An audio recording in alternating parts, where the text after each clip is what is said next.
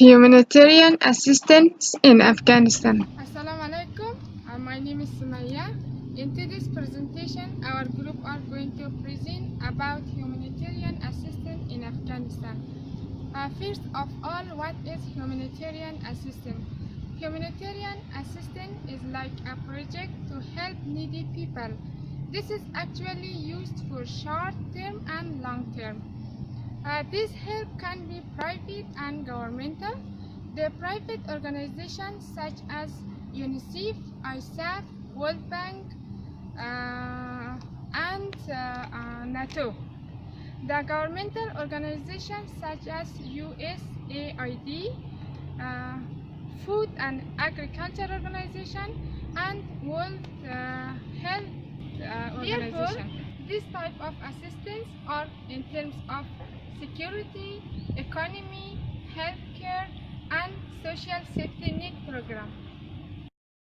So now our focus is on humanitarian assistance. We need humanitarian assistance because of many cases such as insecurity, conflict, natural disaster, crisis, chaos, and famine. This video shows the famine and food crisis in Afghanistan. There are some aids from ICRC organization which is providing flour and oil.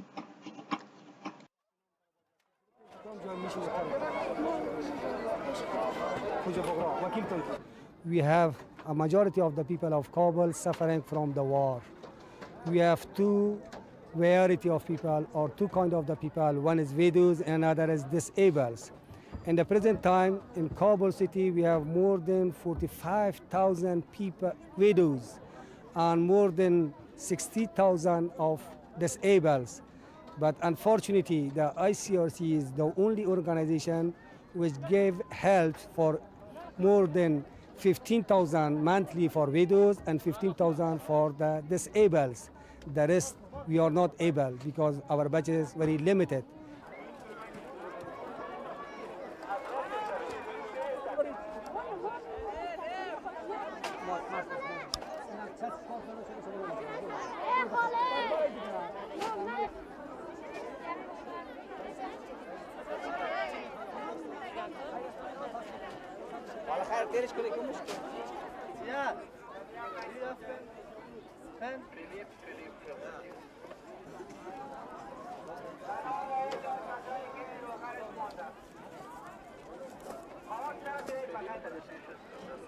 It is really very serious problems because most of the people are widows and they used to work, but now most of them is in the house, although they promised them they're going to pay their salaries in the houses. Up to now, they have not paid anything.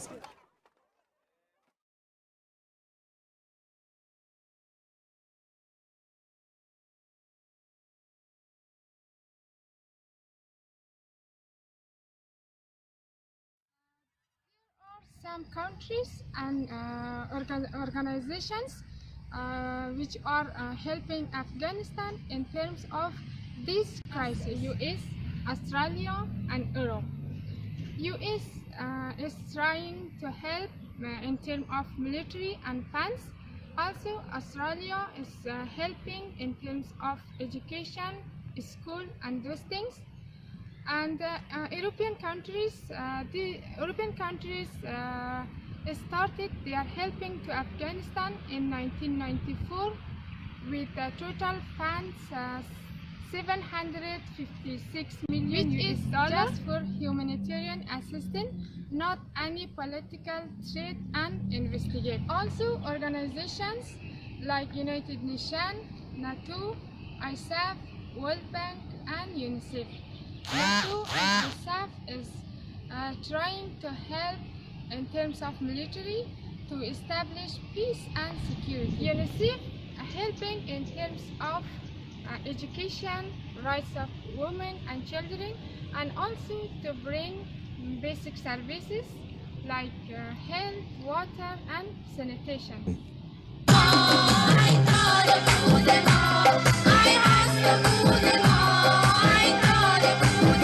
You wouldn't expect these girls from the Hawa school in the northern Afghan city of Puli to have much to sing about. 4 months ago, a devastating suicide attack killed over 80 people, including 52 of their fellow students and 5 teachers. Today is the first day of the new school year. And despite fears of another such attack, these young girls cannot wait to get back into the classroom. Catherine Bengay, UNICEF representative for Afghanistan, travelled up over the mountains to Puli to show UNICEF's support for the children of this province and to celebrate the beginning of the new school year. We are here today to celebrate your courage as parents, because today you said yes again to the education, because today you said we want to leave a legacy which is no more a legacy of poverty to our children. We don't want to transmit again the intergeneration transmission of poverty. We want our children to go to school, because this is the only vaccine we know against poverty. Every day, 6,400 girls are taught in this school. Due to the lack of classrooms and qualified teachers, lessons take place over 3 shifts, with some being held in tents or under trees. UNICEF is working alongside the Ministry of Education to provide new textbooks as well as supplying stationery which the Hawa school desperately needs. The lack of qualified teachers is one of the major reasons that most girls here only attend school to the end of class 6. UNICEF is training 186 teachers across the province in an effort to solve this problem. 14-year-old Mazahal, who wants to be a doctor after she finishes school, is one of the lucky ones. She's about to start Year 9. I love to study, and my family supports me, which I think is very important. Also, I want to move on. Year 9 isn't enough for me. I want to study a lot. This is Ash Sweeting in Puli reporting for UNICEF Television. Now, the World Bank assistance in Afghanistan. The World Bank in Afghanistan. The World Bank has different projects in Afghanistan. They are providing different opportunities. These opportunities are healthcare authorization and family planning services. Afghanistan healthcare project wish to increase the quality of health and nutrition. And there are other projects like Women's Economic Empowerment, Rural Development Project, Disaster Risk Reduction Project, Early Warning and Capacity Building. So, Women's Economic Empowerment Rural Development Project is under World Bank, which is granted $25 million in this year.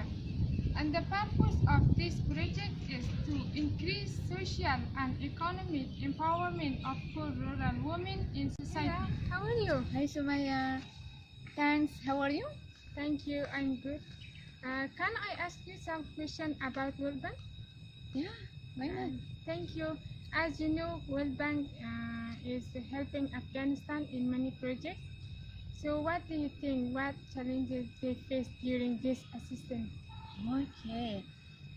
The challenge that World Bank is facing in Afghanistan is many, but the most popular one is because Afghanistan is our mountains, and it's difficult for the World Bank to reach them on time. Yes. Because of the winter hazard disaster. And another challenge is security challenge. The World Bank could not come to Afghanistan is on time because of their security, and I think they will scared of the many people in Afghanistan. They cannot help, that's why.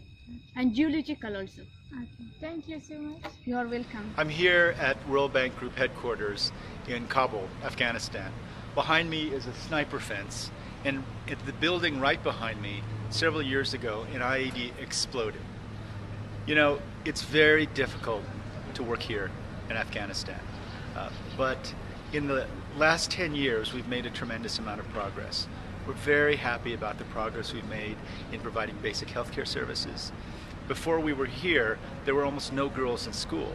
And with the government in the lead, we partnered with them, and now there are more than 10 million young people in school, and the number of girls in school has just exploded. Things have gotten better. We have made progress, but there's a lot of work to do. You know, I had a meeting with all of the staff from Kabul, and we talked a bit about what it's like to work here. And one young woman, Najla, who works on gender equality issues, said to me that after years of living as a refugee in Pakistan, to be here in her own country, working to create a future, and a future especially for the girls and the women of this country, was something that she was very, very grateful for. You know, we should all feel grateful that we have the opportunity to work in places like Afghanistan. We're here for the people of Afghanistan, the people of Afghanistan who've suffered so much over the last several decades, especially the girls and the women. We can see that Afghanistan is really in need of humanitarian assistance from any countries and organizations, and also this country needs humanitarian assistance till 2030 according to some reports.